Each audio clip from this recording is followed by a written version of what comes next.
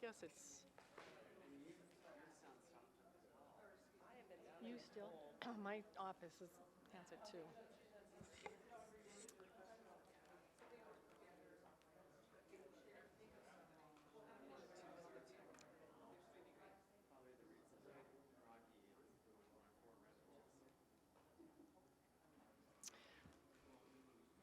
Welcome, everyone. This is the Englewood City Council study session. Tonight is November 4th, 2019, and Mayor Pro Tem Russell is out of town. I think most of you know that. Her daughter's doing much better, but she'll be back sometime this week. And then Council Member Cuesta is going to be delayed tonight. He had a business meeting that went just a little bit over, but he's on his way here, so he'll walk in probably. We're in the middle of this. So the first agenda item tonight is, agenda 1 is September financial report. And Finance Administrative Services Director Maria Sobota is here to present an overview of our September 2019 financial report. Thank you. Good evening, Mayor and City Council. So as we typically do, we start by discussing the revenues, and we are trending in the good direction. With 75% of the fiscal year complete, we have gross receipts of approximately $38.4 million, which is 77.5% of the budgeted revenue, and we are also above the 5-year average of 75.9% of budgeted revenue. I think the highlights that I point out typically are the sales and use taxes. They're trending at about 76.1% above budget, so a little bit less favorable than total, 77.5, but still favorable over where we should be. And we've talked about some of the lower revenue categories that are below the 2019 budget. We talked about the fines and forfeitures in previous sessions, and we don't expect that we will actually make up for that, but it shouldn't impact our overall ability to achieve our budgeted revenue for 2019. We also included in the memo, staff included in the memo, some issues, or not issues, but just differences from 2018 that are highlighted on this particular chart as it relates specifically to intergovernmental revenue, and also the charges for services. But then we also did include a fact that with the EMRF rents, we have started to collect those now with the construction of that road being done. So we expect that we would achieve our budgeted revenue for EMRF. We talk about this one, the cumulative change in sales and use tax. We are still trending favorable, but that number has started to decrease because what we're comparing it to has actually increased. So we're still trending above since September 2015 in the collection of sales and use tax of approximately $4.78 million. This is a picture representation of what we just talked about regarding where we're trending versus 2018. And revenues that are 10% or more below the year to date, and I think I touched on each one of those. The general fund expenditures are also trending favorably to the budget. With 75% of the fiscal year complete, our expenditures are approximately $34.1 million, or 70.4% of budgeted expenditures, and we're also trending below the 5-year average of 73.6% of budgeted expenditures. And I'm happy to say that we don't have any reason to bring forth at this point concern that we would be bringing forth a budget supplemental. That was something that I had promised that I would do, that if we felt that there was a department where we had a risk, that I would let you know. We wouldn't bring forth the supplemental just yet, but I would make you aware. And at this point, we expect that we will be within the budget for the general fund expenditures with nothing unforeseen happening. I'll put that caveat there, but I'll make you aware if we have any risk there as we talk about future months. So typically, that's the information that I share regarding our financials. I don't have any significant concerns to address. If there are any questions, I'd be happy to address those. Thank you, Council. Anybody? Councilmember Barentine. So with 75% of the year done, we're about 2% better than what you had anticipated in the revenues coming in, but we had budgeted for a $3 million 3 million and some change shortfall for the general fund budget. So it's not looking that we're going to be able to make up that entire amount. I'm not mean, certain. If you're referring to the expenditures, so, you know what, we can move forward to the next slide. So if we look at, and I think this will help address your question. So if we look at the year-to-date activity of 475,000, which is actually favorable. So the fund balance that we had expected and we had estimated in 2019, we actually are trending favorable to that. Are you suggesting that our balance from 2018, the 20.4 million, that we're seeing a reduction? Is that what you're referring to? No, I'm referring to the budget that we did. We anticipated a little bit over $3 million deficit in there. That's in the information that we budgeted. So when we're talking the budget to the budget, are we still anticipating having that much of a deficit, or are we going to be able to make all of that up, or what are you anticipating? Because right now, for the difference in at least the revenue piece of it, we're 2% ahead of that, to maybe even closer to 3% ahead of that, but I'm not sure that that's enough to make up all of that piece. So I don't want to come to the end of the year and have these kind of reports coming in going, look, we're ahead of budget, when we understood that we budgeted for a deficit, and that if at the end of the year we end up with a deficit, that it wasn't a surprise to us, so that people aren't thinking that as we're going through the year that somehow that's not the case. Okay. I think what you are referring to is the $3 million that was approved for the 2019 budget for repairs of the roof and other projects that did use some of the unassigned fund balance from last year. It was actually a transfer that was approved as part of the budget process. So we are spending less than we had expected on the roof. So the impact of that, I think it was $500,000. So the impact was going to be $2.5 million that we would use of funds from that was transferred from the PIF to the Capital Projects Fund to afford those projects. I would say, I can't say for certain because we haven't seen all of the activity that's occur or will occur in the next couple of months relative to our expenditures, but we should be tracking close, I would expect, with the revenues and the expenditures. Thank you. Does anybody else want to ask a question? So I don't see that as a deficit at all. We didn't plan a deficit. We planned to take care of some capital budget issues, and we agreed on that. So it's not as if we didn't all know that. It's no smoke and mirrors here. I want to say to the staff, particularly all of the directors and their staff, how thankful I am that they continue to find a way to give the kind of services that we've had in this city under budget. I know that there's always variations even in the last 2 months. We should see some uptick with the holidays for revenue, but I really appreciate how diligent people have been in making sure that you stay within the budget and then under quite a bit. So this is good news overall. If you look back on some of these, wow, it's quite a different day. So I appreciate it. Great. Any further questions or comments? All right. Thank you. Thank you so much. Agenda item 2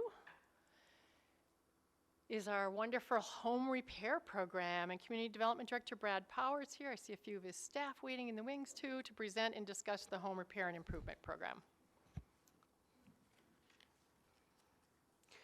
Good evening, Mayor, members of council. Thank you for the time this evening. I wanted to provide an update and a briefing for you of what we're planning to implement at the beginning of January relative to our home repair program.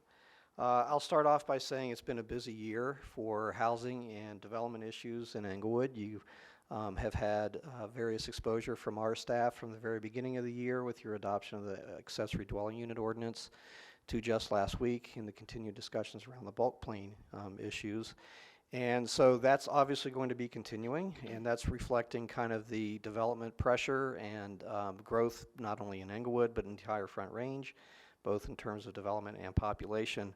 But what we wanted to do tonight is brief you a little bit about what we're planning to do to preserve the existing housing stock in Englewood, and that is the proposed Englewood home repair and improvement program.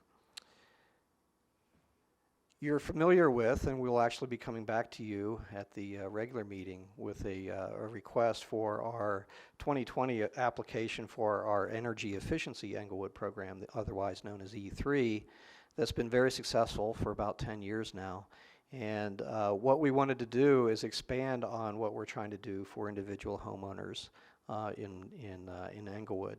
That program is focused on, obviously, as the name implies, energy improvements for income qualified homeowners in Englewood.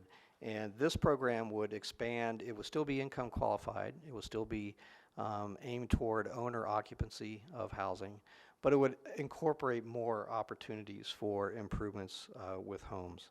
So that would include things like windows, ADA expansions for senior access, things that maybe are related to code improvements, things that would help homeowners meet code, especially on the health and safety issues, and very most especially for folks who may be qualified and who receive a notice of violation from the city, so we could help them actually repair those conditions. The program will be operated and managed very similarly to the E3 program, so it'll be an application-based process. There'll be an in-person interview to qualify and get going with the program, so it'll be very similar in administration that way. The primary eligibility components would be ownership of the home. It would be also the primary residence for the person who would get it, and it's also income qualified, and we would do that according to our E3 program qualifications that are based on the Housing and Urban Development federal guidelines for income and house or family size. Again, these are for primary residences. We're not anticipating doing it for rental situations nor for ADUs. The funding source would be the Fund 46, which is the city's former housing rehabilitation loan fund. And so we would draw $100,000 was what we presented to you for this first year of the program. We anticipate that would help probably between 10 and 13 or so homeowners, and we would monitor the program throughout this first year. And if we have any adjustments in terms of the amount to spend in the future or to adjust it in any way, we would come back to you in the 21 budget cycle.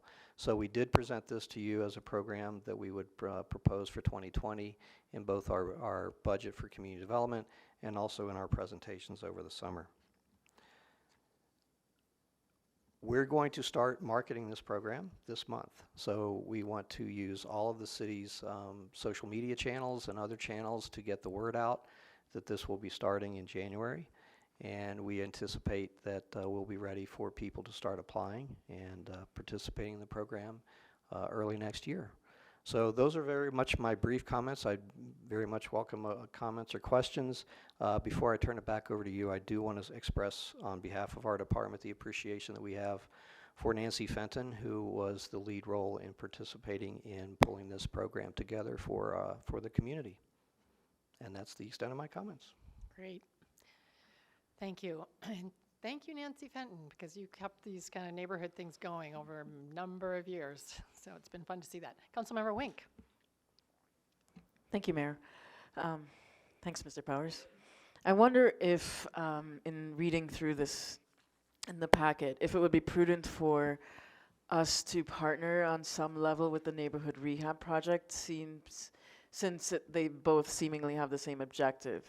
I see that perhaps working in that maybe you have a finite amount of dollars, right, for the grant program.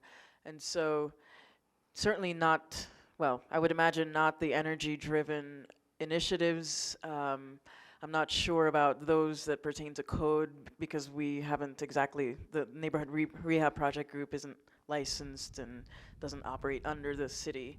But maybe some lesser technical, I don't know, what we can't cover on the city, maybe the neighborhood rehab project could do, and vice versa. And maybe some collaboration with both application processes would help at least a full understanding of what the need is, and so that maybe more citizens could be supported, more homes could be supported.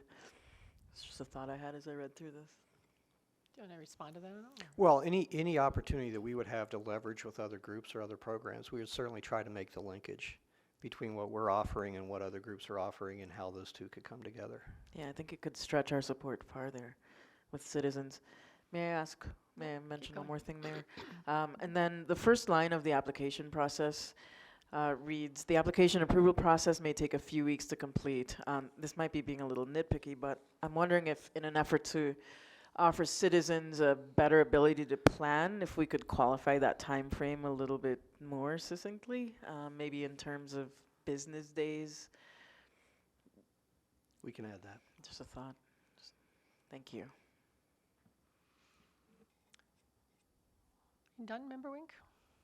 Good, thanks. At the very least, responding to the rehab thing is, I think they have a long list of homes that they've been in touch with that have needs, so maybe they could at least be on the email list that you're gonna, or the blast of whatever that we're doing. Councilmember Martinez. Thank you. I'm really pleased that we're discussing this tonight. I looked at the kind of list of eligible repairs and ineligible kind of expenses, and I'm wondering where trees might fall into this category. I know a lot of times, obviously caring for trees is really expensive, and sometimes it kind of goes over into code enforcement issues and dangerous trees. Where would that fall into here, or does it? Well, I think we could look at it on a case-by-case basis. Trees are kind of a gray area for this type of thing because the idea is really to improve the physical plant of the home. However, if there is a property maintenance code violation or something like that that's specifically related to tree issues, I think we could take a look at that in the context of it. But the first choice in terms of the eligibility is really around those issues that have long-term fixes that relate to the physical plan of the residents. And the idea is really to preserve the housing stock in the city. Okay, and then I saw fencing is not part of this. Fencing would not be covered. Right. Okay, thank you. Councilmember Cuesta, welcome, by the way. Thank you, Mayor. Director Power, I'm looking at page, I believe it's 3 of the application, but it's page 17 of 19 of the handout we were given. And it goes over the AMI, and I'm just wondering if I'm reading this correctly. And I'm going to the final column, which is 100% AMI, and then it has a household size column on the opposite side. Am I to understand that the AMI for one person within the household is 65,000? And then for 2 people, it goes to 74,300? I'm trying to find that because I didn't bring my, You bet. And again, iPad, I have a hard it's copy, 17 yeah. of 19. 2019 income limits and loan terms? Does it look like this? That is Yeah. correct. so if you could repeat your question, I'm sorry. Yes, I you cut bet. So just so I'm understanding what the AMI is, it appears based upon the final column, 100% AMI for one person in the household is $65,000. To drop down one more, 2 people in the household would be $74,300. Is that correct? Yes. You may or may not know the answer to this. So one person in a household, their median income would be 65. You add a second person, and I'm assuming they're employed because it goes up $9,000. How is that calculated? It seems to me that it would take a steeper jump, going from you add a whole nother adult into the household, and it only goes up $9,000 on the area median income. Well, these are all, all of these numbers were not derived by us. They're derived by the federal government. The Housing and Urban Development in Arapahoe County supply us with this information. I don't know specifically the answer to the question. My guesstimate would be that there might be part-time worker if there's a two or more income resident. Those might not necessarily be all adults. Those are 2 people. Sure.